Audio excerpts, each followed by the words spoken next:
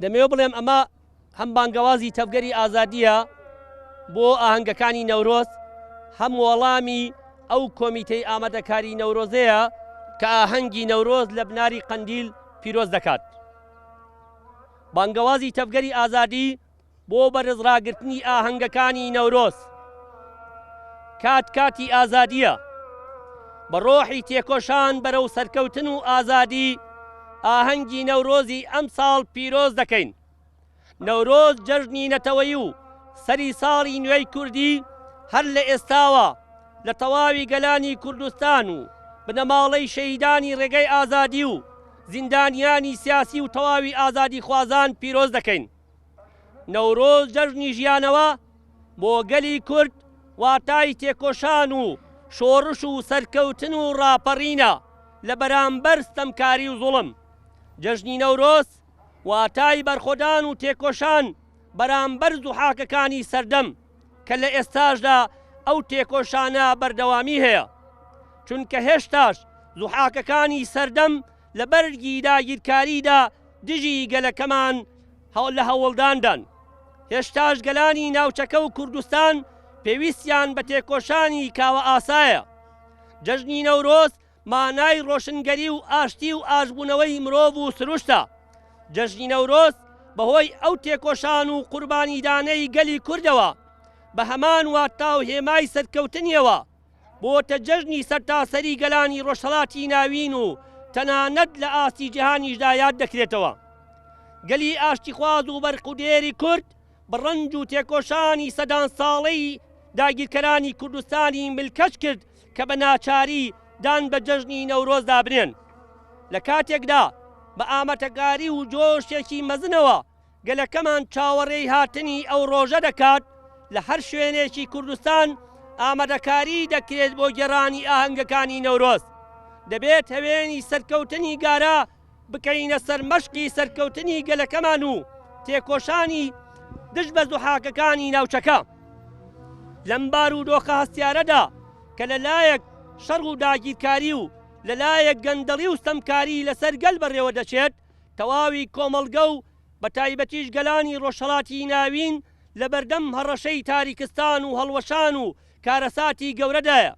لە ئەم ساڵدا بە هەمان واتای شۆڕژگێری و پەیوەستبوون بە ژیانی ئازاد و سروشتەوە بانگەوازی دەکەین با نەورۆز بکەینە جەژنی ئاشبوونەوە لەگەڵ سروشت، لەگەڵ تەواوی گەلان، لەگەڵ پێکاتە جیاوازەکان، وەک دوای تۆفانەکەی حەزرەتی نوح دەست پێ بکەینەوە و ژیان بنیاد بنێینەوە لەسەر بنەمای کۆمەلگای ئەخلاقی و سروشتی و هاوسەنگی دوور لە ستەم و قازان فەرستی و دەسەڵاتداری کە لە ڕۆژگاری ئەمڕۆدا گەیشتووە بە گێژاوی قوڵ.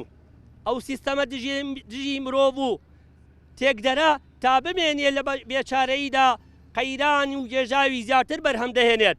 با نەورۆزی ئەم ساڵ بکەینە مەشخەڵی ڕووناکەرەوەی ڕێگای تێکۆشانمان بۆ بەدیهێنانی کۆمەلگایەکی ئاسوودە و ئارام دوور لە نەژاد پەرستی. گەلی ئێمەش هێز و فکر و توانای ئەوەی هەیە بە ڕێبەرایەتی ڕێبەر ئۆجالان و پێشەنگایەتی ئەو شۆڕشە گردوونی و مرۆڤایەتیە لە ئەستۆ بگرێت. هەر وەک چۆن جیهانی لە ڕەشەکوژی و دڕندەی تیرۆریستانی داعش بە هاوکاری فاشیزمی دەوڵەتی تورکیا پاراست، ئاوهاش ئەتوانێت گڕوتینی شۆڕشی نەورۆزیش بۆ هەمیشە بەرەزرا بگرێت.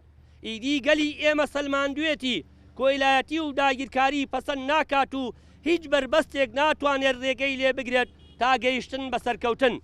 تەفگەری ئازادی لەو جەژنی نەورۆزەدا بانگەوازی دەکات لە تەواوی گەلەکەمان ئەو نەورۆزە بکەینە پەیام بۆ یەکێتیەکی نەتەوەیی و هەموو هەوڵەکان بەکاربێنین و تەواوی ناکۆکیەکانمان وەلا بنین. ڕۆژێکی مێژووی بۆ گەلەکەمان هاتۆتە پێش، دەبێت تەواوی هێز و لایەنەکان ئەو هەلە لەدەست نەدەین و چیتر خزمەت بە داگیرکەرانی کوردستان نەکەین. هەروەها بانگەوازی لە تەواوی گەلانی ناوچەکە دەکەین بێ جیاوازی لە تێکۆشانێکی ئاشتی و دیموکراتی و پێکەوە ژیاندا دوور لە ذهنیەتی نەتەوە پەرستی و دینگەرایی و مەسەبگەرایی هەوڵەکانمان یەک بخەین بۆ دەربازبوون لەو جێژاوانەی بەهۆی هێزە دەسەڵات خواز و نەژاد پەرست و هەژمونگەراکانەوە ڕوبەڕووی ناوچەکە بۆتەوە. ئەوەش دەبێتە زیندوو ڕاگرتنی نەورۆز، چونکە زیندوو ڕاگرتنی نەورۆز پاراستنی کللتوری ئاشتی و پێکەوە ژیانی گەلانە لە هەمبەرز و حاکەکانی سەردەم زیندوو ڕاگررتنی ڕۆحی شەهیدانە بۆ ئەوەش ئێمە وەک تەفگەری ئازادی بانگ لە تەواوی گەلەکەمان هێز و لایەنەکان ڕێکخراوەکان کۆمپانیاکانی گەشتیاری دەکەین بەشدار بن لە ئاهەنگی نەورۆزی ئەم ساڵدا و نەورۆز بگەێنینە ئاستێکی بڵند بۆ ئەم ساڵ گەورەترین ئاهەنگی نەورۆز بە بەشداری چەندین هونەرمەندی ناوداری گەلەکەمان لە بناری قەندیل بەڕێوە دەچێت پێشتان ڕادەگەێنین ئێمە وەک تەفگەری ئازادی بەرنامەکانی نەورۆزمان بەم شێوەیە دەبێت لە ڕۆژی 21 ئازار هەمومان پێکەوە لە بناری قەندیل نەورۆز پیرۆز دەکەین لە ڕۆژی 25 ئازار لە کەرکووک لە شیوەسوور نەورۆز پیرۆز دەکرێت لە ڕۆژی 25 ئازار لە ڕۆژی 26 ئازار لە گەرمیان ئاهەنگی نەورۆز بەڕێوە دەچێت جارێکی تریش بانگ دەکەین لە تەواوی خەڵک زۆرترین بەشداریان هەبێ لە کۆتاییدا نەورۆز جەژنی گەلان و هێمای سەرکەوتنی گەلی کورد لە بنەماڵەی شەهیدانی ڕێگەی ئازادی و دیموکراتی و شۆڕژگێڕان و پارێزەرانی کوردستان و لە تەواوی گەلەکەمان و لە ئێوەش پیرۆز دەکەین